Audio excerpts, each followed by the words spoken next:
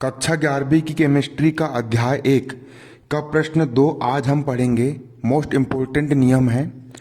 स्थिर अनुपात का नियम क्या है या निश्चित अनुपात का नियम क्या है, समझाइए। पेपर में कभी कभी प्रश्न आता है कि स्थिर अनुपात का नियम लिखिए, या फिर कभी कभी पेपर में आता है प्रश्न कि निश्चित अनुपात का नियम क्या है, समझाइए। तो आज हम पढ़ेंगे स्थिर अनुपात का नियम। या ये क्वेश्चन को आप पहले नोट कर लो कॉपी पर, इसको आप लिख लो या फिर स्क्रीनशॉट ले लो, बाद में लिखना, लेकिन आज ही लिखना है ना।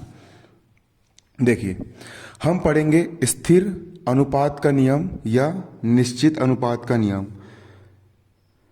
स्थिर अनुपात, स्थिर यानी स्थिर रहता है, मतलब कम ज्यादा नहीं होता है। अनुपात यानी अनुपात, या निश्चित अनुपात, अनुपात जो होता है वो निश्चित रहता है ना।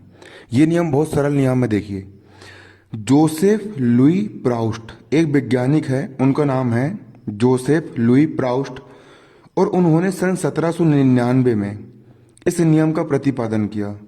जोसेफ लुई प्राउस्ट ने सन 1799 में यह देखा कि प्रत्येक यौगिक का संगठन सदैव निश्चित रहता है।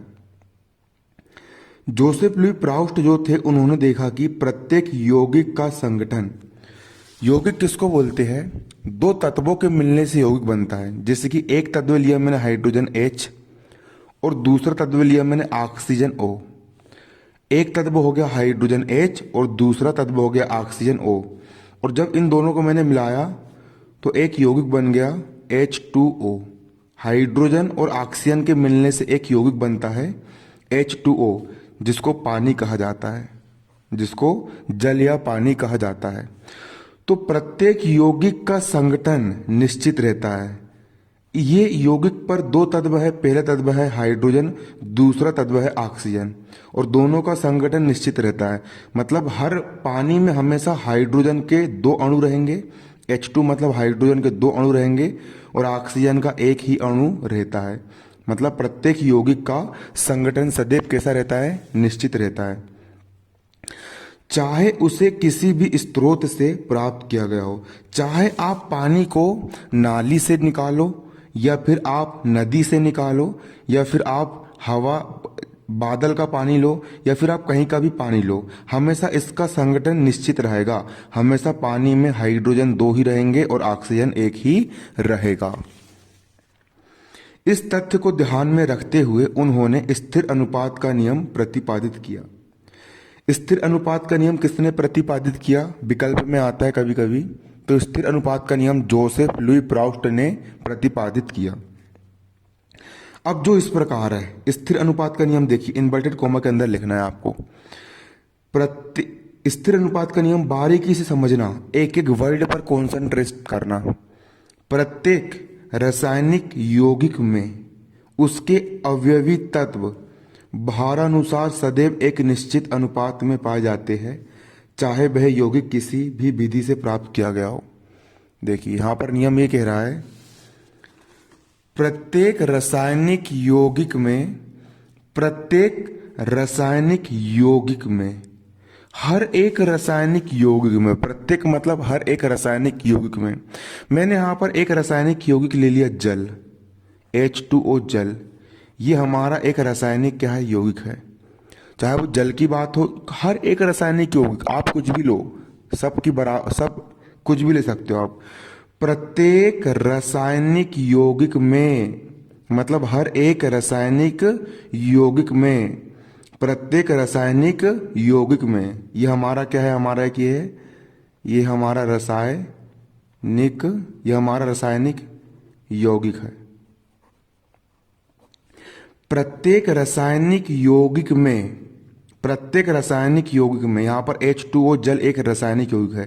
प्रत्येक रासायनिक यौगिक में, ठीक, प्रत्येक रासायनिक यौगिक में, प्रत्येक रासायनिक यौगिक में उसके अवयवी तत्व, प्रत्येक रासायनिक यौगिक में इसके अवयवी तत्व, इसके दो तत्व है। पहला तत्व हो गया इसका H यानी हाइड्रोजन, और दूसरा तत्व हो गया O। O का मतलब होता है ऑक्सीजन, ऑक्सीजन। प्रत्येक रासायनिक यौगिक में इसके अवयवी तत्व, पहला हाइड्रोजन और दूसरा ऑक्सीजन, अवयवी तत्व। भारानुसार, भारानुसार मतलब वजन के अनुसार। हाइड्रोजन का वजन होता है 1 और हाइड्रोजन की संख्या यहाँ पर 2 है, इसलिए यहाँ पर 1 में 2 का गुणा हो जाएगा, तो H2 का भार निकल गया, 2 1 कम 2। और ऑक्सीजन, ऑक्सीजन का भार, ऑक्सीजन का वजन होता है 16। प्रत्येक रासायनिक यौगिक में उसके अवयवी तत्व, पहले तत्व हो गया हाइड्रोजन, दूसरा तत्व हो गया ऑक्सीजन। प्रत्येक रासायनिक यौगिक में उसके अवयवी तत्व, एक हो गया हाइड्रोजन और दूसरा हो गया ऑक्सीजन। प्रत्येक रासायनिक यौगिक में उसके अवयवी तत्व भार के अनुसार, हाइड्रोजन का वजन हो गया, हाइड्रोजन का भार होता है 1 और संख्या यहाँ पर 2 है, 2 का मल्टीप्लाई कर दिया, हाइड्रोजन का भार आ गया 2 1 कम 2, भार के अनुसार। और ऑक्सीजन का भार होता है 16 और ऑक्सीजन यहाँ पर 1 ही है, यहाँ पर आ गई 16। प्रत्येक रासायनिक यौगिक में उसके अवयवी तत्व भार के अनुसार, भार अनुसार मतलब भार के अनुसार, इसका भार हो गया, हाइड्रोजन का भार हो गया 2, ऑक्सीजन का भार हो गया 16, भार के अनुसार सदैव एक निश्चित अनुपात में पाए जाते हैं। सदैव एक निश्चित अनुपात, इसका अनुपात निकाल लेंगे, ये निकाल लिया अनुपात, 2 1 कम 2, अनुपात का अनुपात, और 2 8 ही 16, मतलब हाइड्रोजन और ऑक्सीजन का अनुपात कितना निकल के आया, 1:8।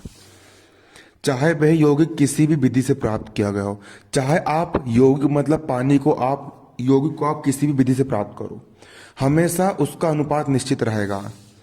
देखो, प्रत्येक रासायनिक यौगिक में उसके अवयवी तत्व भारानुसार मतलब भार के अनुसार सदैव एक निश्चित अनुपात में पाए जाते हैं। आपको अभी याद हो जाना चाहिए, मैं आपको ऐसा समझा रहा हूं कि आपको तुरंत अभी याद हो जाना चाहिए। प्रत्येक रासायनिक यौगिक में उसके अवयवी तत्व सदैव भारानुसार एक निश्चित अनुपात में पाए जाते हैं। यहाँ पर हाइड्रोजन और ऑक्सीजन का अनुपात 1:8 है, हमेशा एक निश्चित अनुपात में ही पाए जाते हैं, चाहे वह यौगिक किसी विधि से प्राप्त किया गया हो।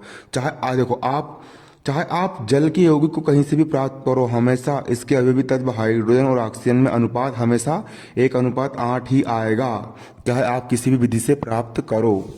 देखिए, उदाहरण के लिए जल मतलब पानी निम्न स्रोतों से प्राप्त कर सकते हैं। पहला, हम पानी को नदी, कुआं, समुद्र, वर्षा आदि जगह से प्राप्त कर सकते हैं।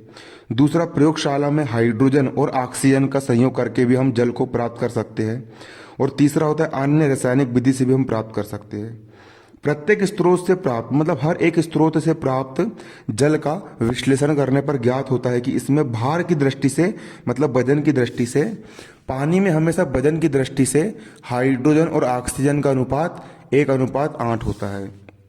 भार की दृष्टि से हाइड्रोजन और ऑक्सीजन सदैव 1:8, कितना यहाँ पर 1:8 के अनुपात में संयुक्त होते हैं। हमेशा 1:8 के अनुपात में क्या होते, संयुक्त होते हैं। आपको पेपर में इतना लिख करके आ जाना है, पूरे में से पूरे नंबर मिल जाएंगे। स्क्रीनशॉट ले लो, शिवलाल की बुक से पढ़ाता हूँ, शिवलाल, बुक का नाम है शिवलाल।